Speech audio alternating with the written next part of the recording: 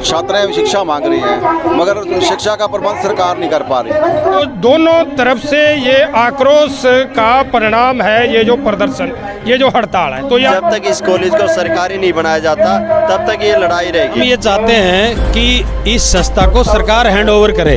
मांग है कि सरकार इसको अपने हाथों में ले ताकि बच्चियों का भविष्य खराब ना हो सके। तो ये प्राइवेट संस्थाएं हैं जो, तो ये लूट के अड्डे ही है। बहुत ज़्यादा महंगी फीस हर साल बढ़ाई जा रही है। तो सरकार की नीति तो पहले से ये है कि वो तमाम जो संस्थाएं हैं सरकारी उनको प्राइवेट करने की है। सरकार की ये नीति के खिलाफ एक लड़ाई है। ये मेरा मानना है कि बड़ी लड़ाई देनी पड़ेगी। आज ये आंदोलन केवल इन लड़कियों का नहीं है, पढ़ने वाले का, बल्कि ये आंदोलन आज जनता का आंदोलन है। ये वो को करड़ा आंदोलन का फैसला लेंगे तो बड़ी हाजिरी हम लेके आएंगे। वो टीचर हैं, उनको तनख्वाह कुछ साइन कुछ करवाए जाते हैं और उनको तनख्वाह कुछ दी जाती है। तो दिल्ली आंदोलन ने सिखाया है, जब लड़ते हैं लोग कभी हारते नहीं। टोहाना का दुर्गा कॉलेज सरकारी कॉलेज बने, इस मांग को लेकर छात्राएं और शिक्षक पिछले 11 दिन से हड़ताल पे हैं, प्रदर्शन कर रहे हैं। उनके समर्थन में आज जो पंचायत हुई है जिसमें अलग अलग संगठनों के लोग शामिल हुए हैं, उनसे हम आपकी बात करवाना चाहेंगे कि वो क्या सोचते हैं इस पूरे मामले को लेकर। वो यहाँ जो इनके समर्थन में आए हैं वो क्या चाहते हैं, उनसे ही हम बात करना चाहेंगे। तो मनदीप सर, कैसे देखते हो आप पूरे आंदोलन को कि यहाँ एक आंदोलन खड़ा हुआ, अलग अलग राजनीतिक पार्टियां भी हैं, कौन इसके पीछे है? अंदेशा लगाया जा रहा है कि बीजेपी के लोग हैं, कुछ कह रहे जेजेपी के लोग हैं, कुछ कह रहे वामपंथी है। तो क्या इसको देखें? देखिए, ये शिक्षा बचाने की बात है। आज आज़ादी के बाद शिक्षा मांग रहे हैं, छात्राएं शिक्षा मांग रही हैं, मगर शिक्षा का प्रबंध सरकार नहीं कर पा रही। जिस खजाने का पैसा आम जनता की जेब से वसूला जाता है, उस पैसे की जो यूज है वो आम जनता के लिए नहीं किया जा रहा है, बल्कि मंत्री अपने ऐशो आराम के लिए वो पैसे का उसका प्रयोग करते हैं। कारपोरेट है, जो निजी सेक्टर है, वो नहीं चाहता कि शिक्षा को शिक्षा सरकार दे। आज कारपोरेट की सरकार है, प्राइवेट यूनिवर्सिटियाँ खोली जा रही है, प्राइवेट कॉलेज खोले जा रहे हैं, प्राइवेट स्कूल खोले जा रहे हैं, जिसमें आम आदमी का बच्चा, मजदूर का, किसान का, दुकानदार का नहीं पढ़ पाएगा।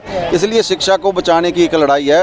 आज ये दुर्गा कॉलेज बचाने की बात है और इसका जो प्रबंधन कमेटी है वो इसमें काम नहीं कर पा रही, और ये मांग है कि सरकार इसको अपने हाथों में ले ताकि बच्चियों का भविष्य खराब ना हो सके। आज जो महापंचायत बुलाई गई है, इसमें अलग अलग सामाजिक संगठन के लोग शामिल हुए हैं, खाप पंचायतें शामिल हुई, क्या कोई फैसला होने की उम्मीद है यहाँ से आज?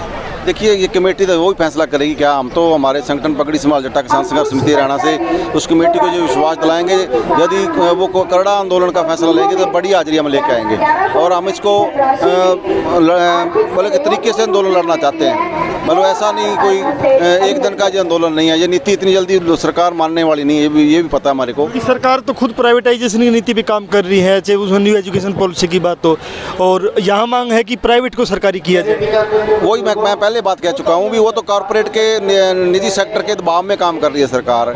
वो तो हर जो सरकारी इदारा उसको बेच रही है, और जिससे रोजगार के जो संसाधन है वो भी खत्म किए जा रहे हैं और शिक्षा भी खत्म की जा रही है। सरकार की ये नीति के खिलाफ एक लड़ाई है। ये तो हमारी छोटी छोटी मांगे थी, बिजली की, पानी की, सफाई की, और आज जो मांग है ये इस कॉलेज को सरकारी कॉलेज बनाने की जो मांग है, और ये जो लड़ाई है ये अंतिम छोर तक जाएगी। जब तक इस कॉलेज को सरकारी नहीं बनाया जाता तब तक ये लड़ाई रहेगी। आज ये आंदोलन केवल इन लड़कियों का नहीं है, पढ़ने वाले का, बल्कि ये आंदोलन आज जनता का आंदोलन है। ये बहन बेटियां जो हैं इस कॉलेज में पढ़ रही है, हमारे घरों से हैं, और आज हमने अब ये फैसला किया और पंचायत में भी फैसला होगा कि इस कॉलेज को हम सरकारी कॉलेज का जब तक दर्जा नहीं दिया जाएगा, इस आंदोलन को हम चलाएंगे। हमारी बहन बेटियों से भी हम जो है आगे निकल के इस आंदोलन को हम अपने हाथ में लेंगे। लड़कियों के द्वारा चलाया हुआ आंदोलन आज जन आंदोलन बन चुका है। महापंचायत है, तो KYS जो छात्र संगठन है वो भी यहाँ बड़ी तादाद में पहुंचा, उससे हम जानना चाहेंगे। सर, नाम बता दीजिए। मेरा नाम कुलदीप है और मैं KYS क्रांतिकारी युवा संगठन का सदस्य हूँ। तो सर, आप यहाँ पहुँचे, बड़ी तादाद में पहुँचे हैं, तो एक बार बता दीजिए आंदोलन को किस स्तर तक लेके जाएंगे और क्या समस्याएं क्या है इस कॉलेज में, खासकर जो मैं जानना चाहता हूँ। देखिए, जो दुर्गा कॉलेज की छात्रों का जो सबसे बड़ी समस्या है कि ये जो कॉलेज है यहाँ पे बहुत ज़्यादा महंगी फीस हर साल बढ़ाई जा रही है, और जो सुविधाएं हैं, सुविधाओं के नाम पे सिर्फ खाना पूर्ति होती है। सबसे जो जरूरी डिमांड है, हमें समझनी पड़ेगी। आज की महंगाई के दौर में प्राइवेटाइजेशन का जो दुकान खुली हुई है जगह जगह पे, उसको लेकर सभी छात्राएं आक्रोश में है, क्योंकि जो छात्रों से फीस वसूली जा रही है वो डबल फीस है और उसको ज़्यादातर जो छात्र हैं वो अफोर्ड नहीं कर पा रही है। यहाँ टोहाना की अगर मैं बात करूँ, यहाँ पे आसपास में कोई भी महिला कॉलेज नहीं है। जो छात्रों ने पहल की है, क्रांतिकारी युवा संगठन पहले ही दिन से लेकर आज तक इन छात्रों के साथ संघर्ष करता रहा है और आगे भी करता रहेगा। और हमारी जो मुख्य मांग है कि यहाँ पे इसी कॉलेज को सरकारी किया जाए, क्योंकि सरकारी ही एक ऐसा सोल्यूशन है जो सभी छात्रों को अच्छी शिक्षा और फ्री में शिक्षा दी जा सकती है। अगर छात्राएं पढ़ेगी तभी तो देश का, हरियाणा का विकास होगा। लंबे टाइम से मांग भी है वामपंथी संगठनों की कि शिक्षा फ्री होनी चाहिए और कॉलेजों को सरकारी किया जाए। इस कॉलेज को कैसे देखते हो आप? यहाँ जो आंदोलन खड़ा हुआ है, लड़कियाँ लगातार 11वें दिन हो गया है यहाँ धरने पे और आज एक महापंचायत है, क्या रूप होगा इस आंदोलन का? तो ये इसका रूप तो क्या होगा आगे पता चलेगा, परंतु जो छात्र और जो टीचर हैं वो पूरे के पूरे हड़ताल के ऊपर है 100%, जहाँ तक कि प्रिंसिपल भी इनके साथ है और मैनेजमेंट इस प्रबंधन को सही ढंग से चला नहीं पा रही है, व्यवस्था सही नहीं है। तो ये जो मांग कर रहे हैं कि इसका एक तो ऑडिट होना चाहिए, सरकार ऑडिट करे और जो ये पैसा यहाँ पे आता है तो वो उसका सही सदुपयोग होना चाहिए। और यहाँ आने जाने के लिए भी ये बस स्टैंड से दूर पड़ता है। जो छात्राएं हैं उनको बहुत दिक्कत होती है, आम साधारण परिवारों से जो छात्राएं हैं। और जो टीचर हैं उनको तनख्वाह कुछ साइन कुछ करवाए जाते हैं और उनको तनख्वाह कुछ दी जाती है। तो दोनों तरफ से ये आक्रोश का परिणाम है ये जो प्रदर्शन, ये जो हड़ताल है। तो ये आज 12वें दिन में प्रवेश हो चुकी है। यूजीसी गाइडलाइन है 57,000 रुपये टीचर को कम से कम मिले, न्यूनतम सैलरी 57,000, लेकिन यहाँ मिल रही है 20,000 रुपये। हाँ, तो ये प्राइवेट संस्थाएं हैं जो, तो ये लूट के अड्डे ही हैं।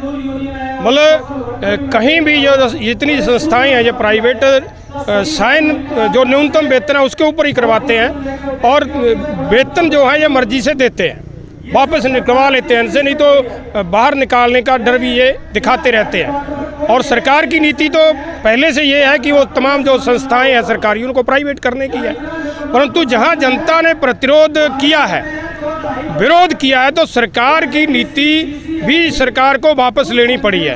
अब आप देखें कुरुक्षेत्र यूनिवर्सिटी के अंदर हरियाणा सरकार ने फैसला कर दिया, वहाँ की मैनेजमेंट ने फैसला कर दिया कि डबल फीस से चार्ज करेंगे, तो वहाँ छात्रों ने विरोध किया तो वो सारा उसी रूप में वापस लेना भी पड़ा।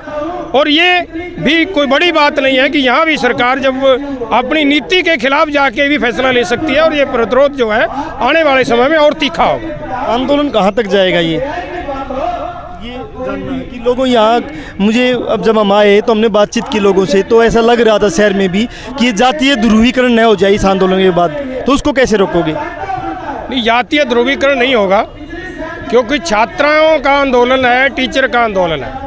तो यहाँ सभी जातियों और सभी वर्गों के लोग हैं यहाँ, इस छात्र जो है और छात्राएं हैं, आंदोलन उनका है। तो बाकी तो कोई मीडिया वाले कोई और लोग उनकी कोशिश है, जो राजनीति भाजपा की राजनीति से प्रेरित लोग हैं वो कोशिश करते हैं अपनी, परंतु ऐसा तो हर एक जितने भी आंदोलन होते हैं उनमें ऐसा करने की कोशिश सरकार और जो सरकार द्वारा प्रायोजित मीडिया है वो करने की कोशिश करता है। तो ऐसा संभव नहीं है, ऐसी कोई लड़ाई नहीं है यहाँ पे। तो यहाँ मात्र इस कॉलेज को सरकार के अंडर टेक लेने का ही सवाल है। तो यहाँ सभी जातियों के बच्चे पढ़ते हैं, ऐसी कोई जाति नहीं है जिसके बच्चे यहाँ नहीं पढ़ते। मैं पत्रकार महोदय का धन्यवाद करना चाहूँगा। हम ये चाहते हैं कि इस संस्था को सरकार हैंड ओवर करे और हैंड ओवर करके इसके अंदर जो भी हिसाब किताब है पहले वो करे और अपनी कमेटी सरकार के अधीन करे। ये हमारी मांग है स्पेशली। और हम चाहते हैं क्योंकि इस इलाके में महाविद्यालय नहीं है और इसको हैंड ओवर करके महाविद्यालय का घोषणा करे कि ये इलाका शिक्षा के मुकाबले में बहुत पिछड़ा हुआ इलाका है और यहाँ हमारी बड़ी लंबे समय से मांग रही है। तो आज मौका है, ये बच्चियाँ लगातार 11 दिन से धरने पे बैठी है, तो इन बच्चों की आवाज़ को सुनना चाहिए। और हमारी भी स्पेशल मांग है कि इस कॉलेज को सरकार अपने अधीन करके इन बच्चों को न्याय दिलाए ताकि यहाँ से शिक्षा बढ़िया दिलाए। टोहाना में एक भी महिला कॉलेज नहीं है सरकारी, और जो सरकार एक वादा करती है कि जो हम हर 20 किलोमीटर पर स्कूल खोलेंगे, मुझे बताएं यहाँ से 20 किलोमीटर पर कौन सी जगह महिला कॉलेज है? तो हम ये हमारी जो लड़कियां हैं लगातार 11 दिन से अनिश्चितकालीन धरने पर बैठी है।